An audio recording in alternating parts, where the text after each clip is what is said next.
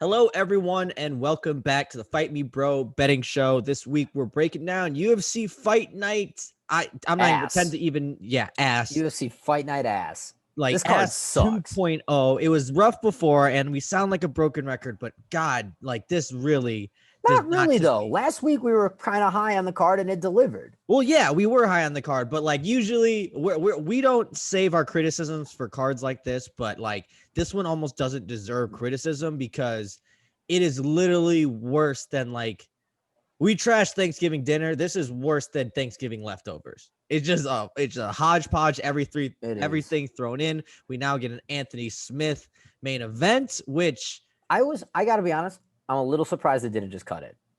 you think I thought low key they were just going to cut the card.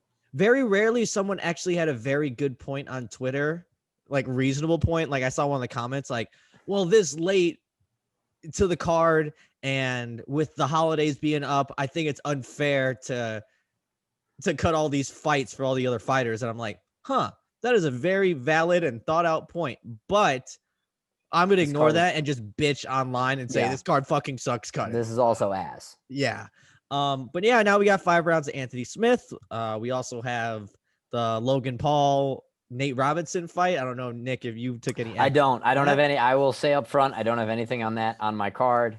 I don't have any of that either, so we can get that out of the way. I guess quick thoughts. Did you see the weigh-ins? So yeah. They look similar, much more similar size than I thought. I thought the height advantage was going to be much more pronounced. I thought the opposite. I thought they were actually going to be like dead even because Nate Robinson is like in the NBA. So by comparison, everyone thinks he's like Kevin Hart size, but he's actually like 5'8", 5'9"-ish. No, dude, he's like our size. Yeah, exactly. Small. I knew that, but I thought Jake Paul was smaller. I thought he would like I knew like Jake Paul's like a normal sized human. Yeah, it'll be interesting to see. I think Jake Paul probably does have the edge just because I have no idea what kind of training Nate Robinson's been doing. And just because he's a basketball player, like I've seen James Harden box. I've seen fucking like Kevin Durant hit pads. No, if it's like that, it's going to be ugly. I stand by my point. If Nate Robinson's been boxing 5 days a week for 2 hours a day, this is not going to be pretty for Jake Paul. Like he's going to get his ass beat. There's a difference. There's just a difference in athletic caliber when you're a professional athlete versus a YouTube guy. But could make the if you don't know how to fight, you're going to have and so if he's just going in and Nate Robinson's like 3 days a week, I'm going to hit some mitts, I'll be okay.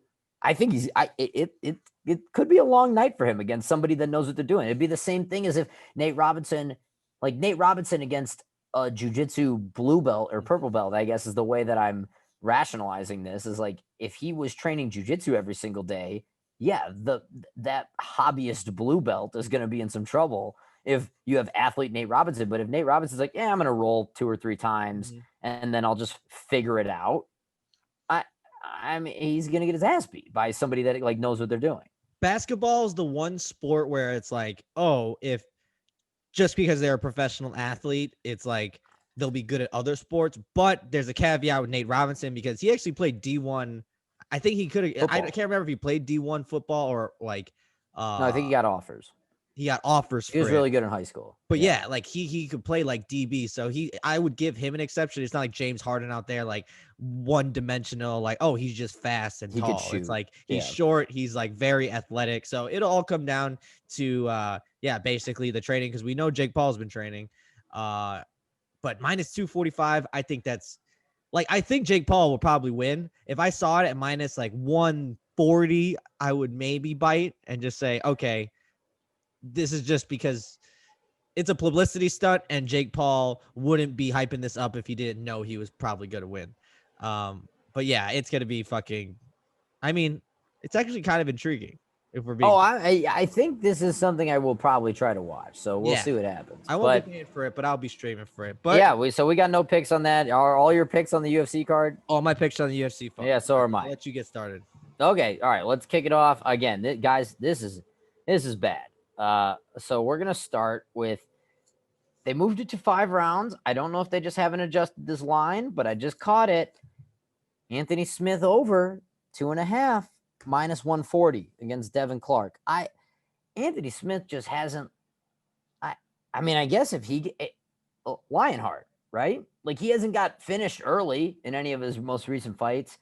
And he hasn't done really any finishing in his most recent fights because he has looked awful lately. And that's about it. This was I mean, I had a couple other picks, but I had multiple like Method Vic picks in the Derek Lewis fight. That was kind of going to comprise the bulk of my card here, but this was a last second scramble that I put this on. But Anthony Smith, you got over 2.5 rounds against Devin Clark, minus 140. You don't have to pay a lot to get it. And it's like, dude, if Anthony Smith does what he does and just basically doesn't get knocked out immediately, we're probably looking at, a pretty boring ass 5-round decision of kind of nothing happening. And so I'm taking the minus 140. And yeah, this card really sucks, man. I can't stress this enough. I think it goes without saying that the lock of the week for both of us would have been Curtis Blades over Derek Lewis. I think that was just. Oh, no, actually, no. What I had was the over in that fight. It was 1.5. Oh, okay. Yeah, definitely. That was my original lock of the week. And I also had I had Derek Lewis on my card, period. You were going to take Derek Lewis over at plus 315 or 320. Oh, I didn't know that. I can't ignore that. Like, sure. I mean, you had the Curtis Blades decision. I like that. Loved that too. For 5 rounds, I don't like that because I feel like there's no way Derek Lewis would have survived 5 rounds. Like if it's wrestling, I think he just does the get up. I think he just does the thing where Derek Lewis is like, no, I want to stand up now. But Derek Lewis also kind of does just give up sometimes.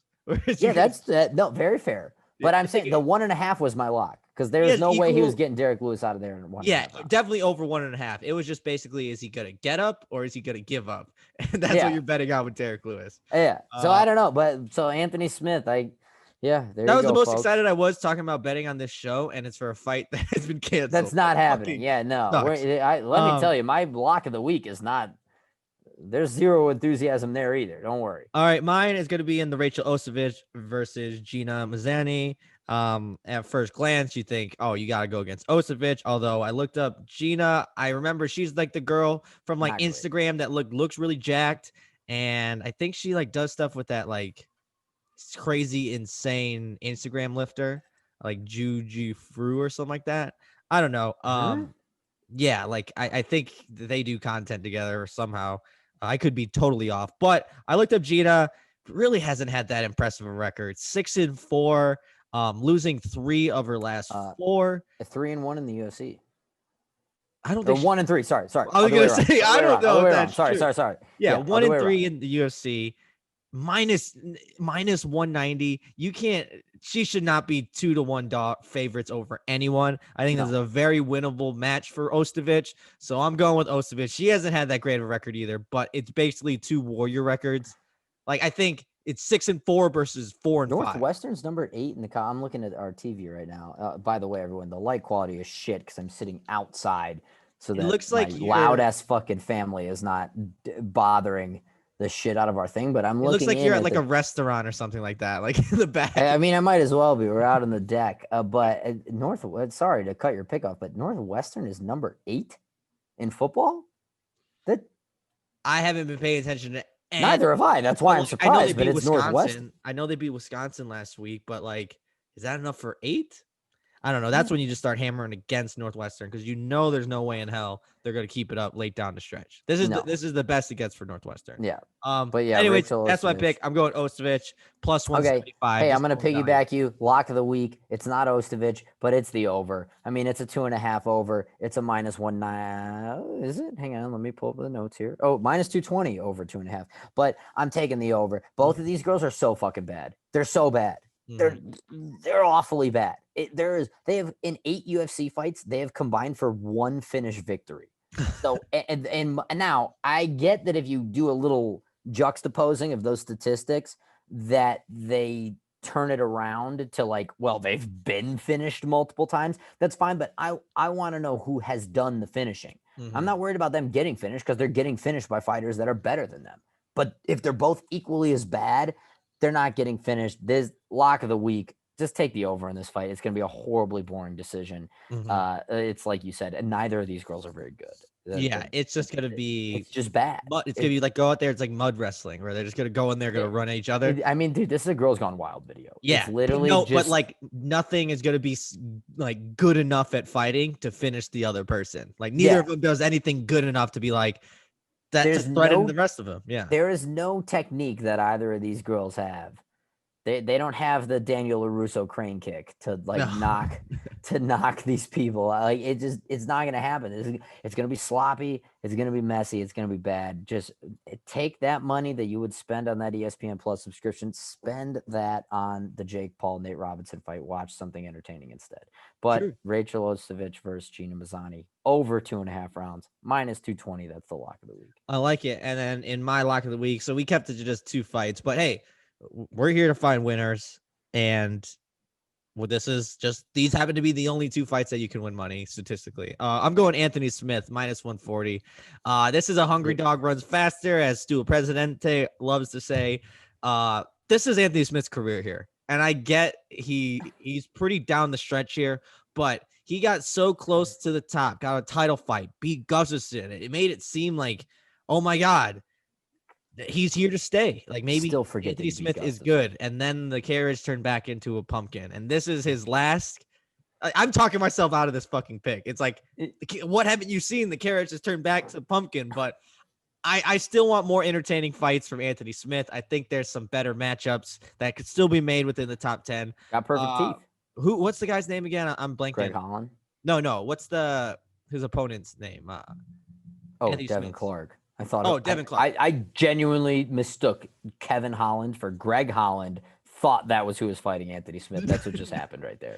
It's Devin Clark. It's Devin. My bad. Devin Clark, obviously, just like big bricked up dude. He's very one dimensional, but it's like, dude, that's a guy that's hovering around, like perennial hovering around top 15. Is going to be in some ugly fights. You see like a highlight of him knocking someone out, and you're like, oh my God, I'm gonna bet on this dude. And then you see like, holy shit, you just only rely on athleticism. Like Anthony Smith beat Gustafsson. I know it was a broken Gustafsson, but you can't tell me Anthony Smith could beat Gustafsson and then lose to a guy of, I can't even remember his fucking name. Devin Clark? Is that even him? No. Yeah. Okay. No. Is it? Devin Clark's the guy that Anthony Smith's fighting this weekend's name. Okay, perfect. I keep getting him confused with someone else. Yeah, with Greg Holland. Yeah, Greg Holland, who's not even a person. Thinking of Kevin Holland. So yeah, we're all thrown off here, but only 2 fights. Like I said, we're here to get you winners. Last week we brought you nothing but winners. I think we had almost Lipsky. One loss. Lipsky, you fuck. You need to get cut. Still on the Baywatch though. Still on the Baywatch, but god damn it, I don't know if there's anyone that I found more attractive and hated more outside of Valerie Laredo, other than Ariana Lipsky. I still put Laredo above and Paige VanZant above, but Lipsky's going up there, and it's strictly on how fucking bad she is at grappling, and it's infuriating to watch. I'll still love having you on the podcast, but let's not ever fucking. I think she speaks English, man, so I don't think we even need to worry about that. So what if she's just like stewing behind her fucking keyboard like those fucking dickless bastards? What if she's like, I would have slept with one of them. I would have slept with both of you. But you talk too much shit on the timeline. It's like, damn it. She's been on this horrible dry spell, and she sees a thumbnail, and she's like, oh, I'm going to just check out one sentence to see if these guys are sleepable enough to DM. And then she hears this, and it's like, no, we're human garbage, and we're not worthy.